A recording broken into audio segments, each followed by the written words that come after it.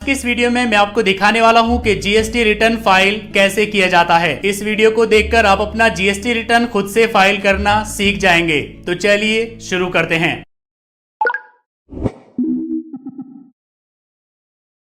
GST return file करने के लिए आपको gst.gov.in पर आना होगा। इसमें आप लॉगिन पर क्लिक करेंगे। इसमें आप अपना जीएसटी यूजर आईडी पासवर्ड डालकर लॉगिन करेंगे। इस तरह से आपके सामने डैशबोर्ड आ जाएगा। इसमें आप देख सकते हैं आपको कौन से महीने का जीएसटी रिटर्न फाइल करना है, ड्यू डेट क्या है, कौन कौन से फॉर्म्स आपको फाइल करने हैं और किस फॉर्म को फाइल करने की ड्यू डेट क्या है वो आप यहीं पर देख सकते हैं। जीएसटी रिटर्न आप मंथली और क्वार्टरली फाइल कर सकते हैं। आपको मंथली करना है या क्वार्टरली करना है वो आप यहाँ से चेंज कर सकते हैं। जैसे कि मैंने मंथली सिलेक्ट किया हुआ है, मुझे हर महीने जीएसटी रिटर्न फाइल करना है। जीएसटी रिटर्न फाइल करने के लिए आप नीचे कंटिन्यू टू डैशबोर्ड पर क्लिक करेंगे। इसमें आप फाइल रिटर्न्स पर क्लिक करेंगे। किस महीने का रिटर्न आपको फाइल करना है वो आप यहाँ पर सिलेक्ट करेंगे। इसके बाद सर्च, एक महीने में आपने जितना भी बिजनेस किया है उसका रिटर्न आपको अगले महीने की 10 तारीख तक फाइल करना होता है। जैसे कि जनवरी महीने में हमने जितना भी बिजनेस किया है तो उसका रिटर्न हमें 10 फरवरी तक फाइल करना होगा। नीचे स्क्रॉल करेंगे तो आपको दोनों फॉर्म्स मिल जाएंगे। पहले आपको GSTR1 फाइल करना होगा, उसके बाद आपको GSTR3 भी सबमिट करना होगा। GSTR1 में आपको अपनी सेल्स डिटेल्स फिल करनी होती है, उसी के बेस पर GSTR3 भी फॉर्म रेडी होता है। GSTR3 भी फॉर्म में आपको कुछ फिल करने की जरूरत नहीं होती है, आपको जस्ट कंफर्म करके सबमिट करना होता है। जीएसटी रिटर्न फाइल करने के लिए आप ऑफलाइन भी प्रिपेयर कर सकते हैं और आप ऑनलाइन प्रिपेयर करके भी सबमिट कर सकते हैं। चलिए हम ऑनलाइन प्रिपेयर करेंगे, तो मैं प्रिपेयर ऑनलाइन पर क्लिक करूंगा। अगर आपको नील जीएसटी रिटर्न फाइल करना है, यानी आपने पिछले महीने कोई भी सेल नहीं की है, आपको नील जीएसटी रिटर्न फाइल करना है, तो आपको उसके लिए पोर्टल पर आने की जरूरत नहीं है। आप एक एसएमएस सेंड करके नील जीएसटी रिटर्न फाइल कर सकते हैं। एसएमएस के थ्रू नील रिटर्न फाइल करने का प्रोसेस मैं आपको एक अलग वीडियो में दिखा दूंगा। अब आपको यहाँ पर अपनी सेल्स का रिकॉर्ड ऐड करना होगा। आपको यहाँ पर काफी सारी टेबल्स दी गई है, जैसे कि इस टेबल में आपको B2B यानी बिजनेस टू बिजनेस सेल्स का रिकॉर्ड ऐड करना होगा। यानी अगर आपने किसी दूसरे बिजनेस को कोई माल सप्लाई किया है या सर्विसेज दी है तो उसका रिकॉर्ड आप यहाँ पर ऐड करेंगे। इसमें आप B2C यानी बिजनेस टू कंज्यूमर लार्ज का रिकॉर्ड ऐड करेंगे। यानी अगर आपने किसी कंज्यूमर को 2.5 लाख से ज्यादा की इनवॉइस दी है तो उसका रिकॉर्ड आप यहाँ पर ऐड करेंगे। B2C स्मॉल का रिकॉर्ड आप इस टेबल में ऐड करेंगे, यानी जो इनवॉइसेस 2.5 लाख से कम की है उनको आप यहाँ पर ऐड करेंगे। कंट्री के बाहर आप जो भी माल या सर्विसेज सप्लाई करते हैं उस पर आपको जीएसटी नहीं देना होगा, लेकिन इसके लिए आपको पहले ही LUT फाइल करना होगा। LUT कैसे फाइल किया जाता है ये मैं आपको इस वीडियो के लास्ट में दिखा दूंगा। तो अगर आप एक फ्रीलांसर है, आपको पेपल के थ्रू पेमेंट मिलता है, या आप ब्लॉगर है, यूट्यूबर है, आपको डॉलर्स में इनकम होती है, तो उनका रिकॉर्ड आप यहाँ एक्सपोर्ट इनवॉइसेस में ऐड कर सकते हैं और उस पर आपको जीएसटी पे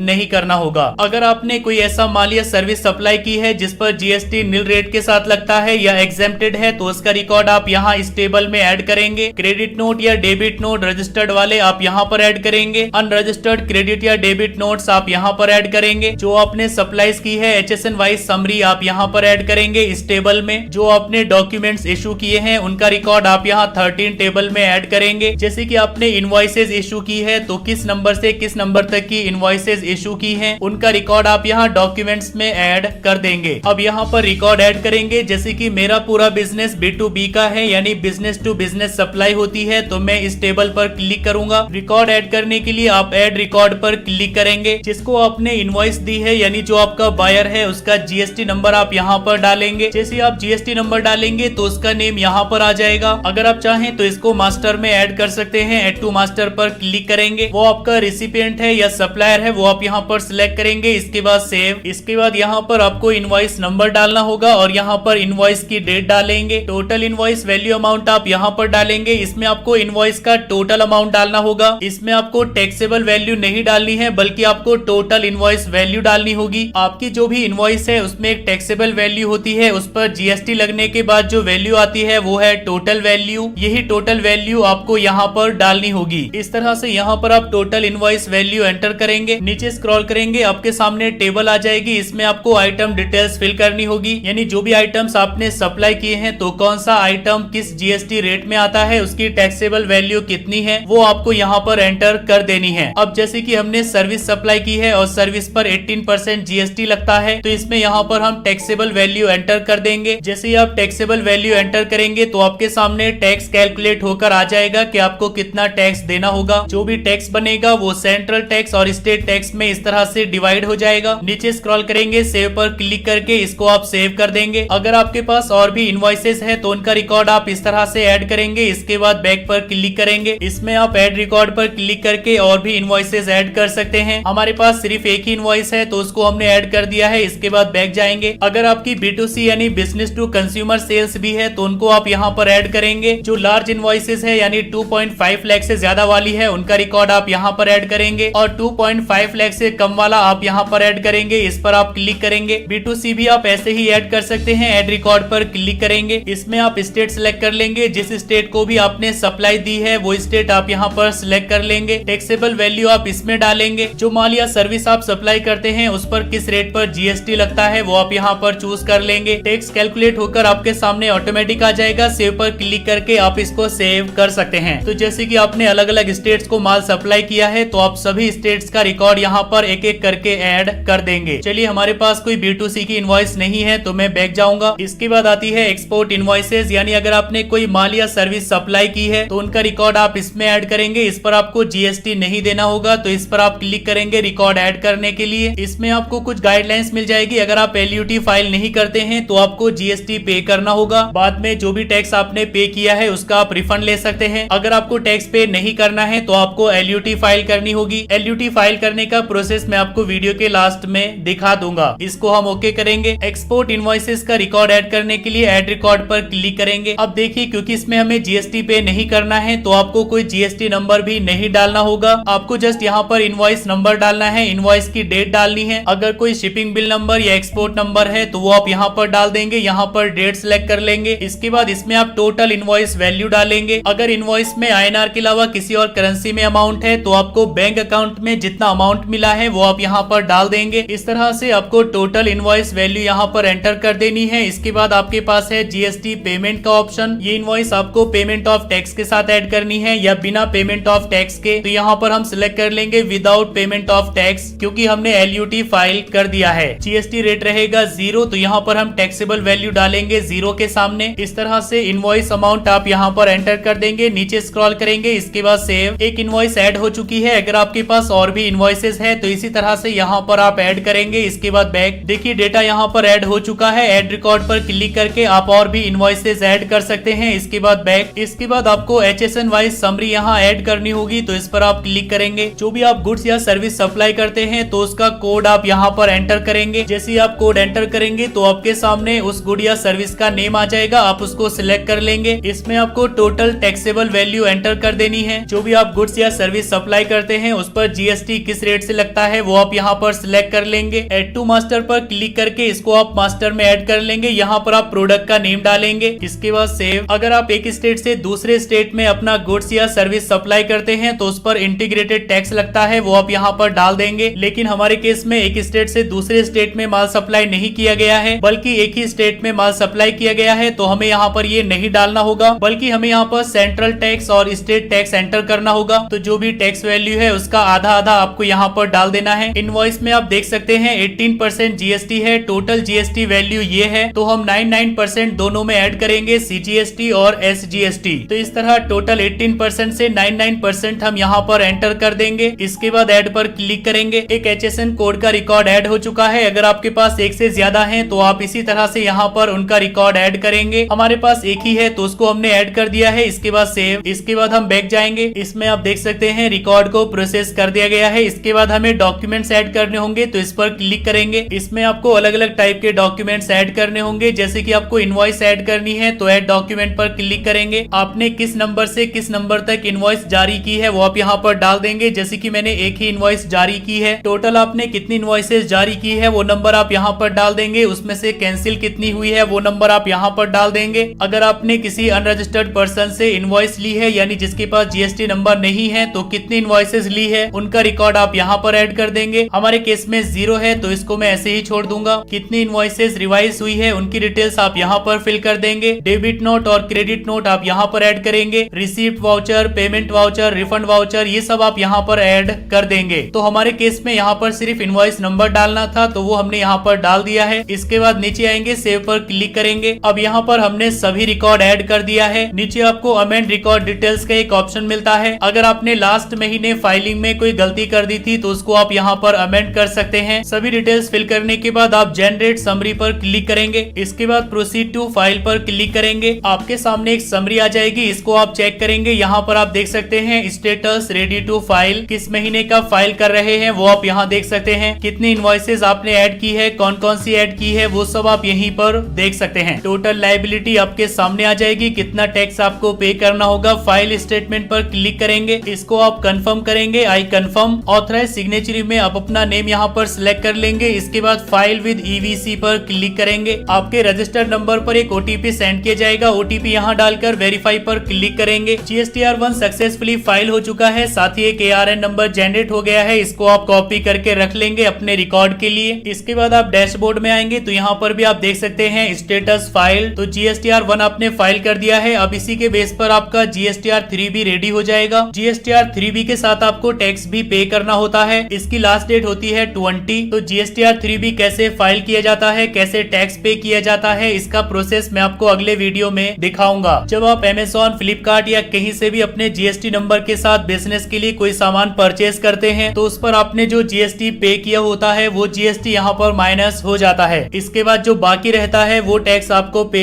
करना होता है। तो GSTR3 फाइलिंग और टैक्स पे ये हम अगले वीडियो में देखेंगे। LUT कैसे फाइल किया जाता है, चलिए मैं आपको ये भी दिखा देता हूँ। LUT फाइल करने के लिए आप सर्विसेज में आएंगे। इसमें आप यूजर सर्विसेज में LUT पर क्लिक करेंगे। किस फाइनेंशियल ईयर के लिए आप LUT अप्लाई करना चाहते हैं वो आप यहाँ पर सिलेक्ट कर लेंगे। अगर आपके पास पहले से कोई LUT है तो उसको आप यहाँ पर अपलोड कर सकते हैं। नीचे आपको डिक्लेरेशन देना होगा, तो इन सबको आप यहाँ पर टिक कर देंगे। इसके बाद आपको 2 गवाहों के नेम और एड्रेस यहाँ पर डाल देने हैं। तो आप अपने भाई बहन, फ्रेंड, रिलेटिव या किसी के भी यहाँ पर नेम और एड्रेस फिल कर देंगे। इसमें आप जिसको आप विटनेस बनाना चाहते हैं उसका नेम और एड्रेस फिल करेंगे। नीचे आप सेकंड विटनेस का नेम और एड्रेस फिल कर देंगे। इसके बाद नीचे अपना नेम सिलेक्ट करेंगे, प्लेस का नेम डालेंगे, sign and file with EVC पर क्लिक करेंगे। आपके पास एक OTP सेंड किया जाएगा, OTP डालकर सबमिट करेंगे तो आपका LUT फाइल हो जाएगा। इसके बाद अपना LUT डाउनलोड करने के लिए सर्विसेज में जाएंगे। यूजर सर्विसेज में सबमिटेड पर क्लिक करेंगे। व्यू माई सबमिटेड LUTs, एप्लीकेशन टाइप में चूज कर लेंगे लेटर ऑफ अंडरटेकिंग। किस डेट को आपने अप्लाई किया था वो डेट यहाँ पर सिलेक्ट करेंगे। इसके बाद सर्च। इस तरह से आपके सामने फॉर्म आ जाएगा जो आपने सबमिट किया था। आप इस पर क्लिक करेंगे, नीचे आप स्क्रॉल करेंगे, डाउनलोड पर क्लिक करके आप इसको डाउनलोड कर लेंगे। इस तरह से आपको लेटर ऑफ अंडरटेकिंग मिल जाता है। तो इससे आप जो भी गुड्स या सर्विस एक्सपोर्ट करते हैं उस पर आपको कोई GST टैक्स पे नहीं करना होगा। सो आई होप के वीडियो आपको काफी पसंद आया होगा। अगर आपको वीडियो पसंद आया है तो लाइक करिए, अपने फ्रेंड्स के साथ शेयर करिए और अगर आपके मन में कोई कंफ्यूजन है तो आप नीचे कमेंट करके पूछ सकते हैं।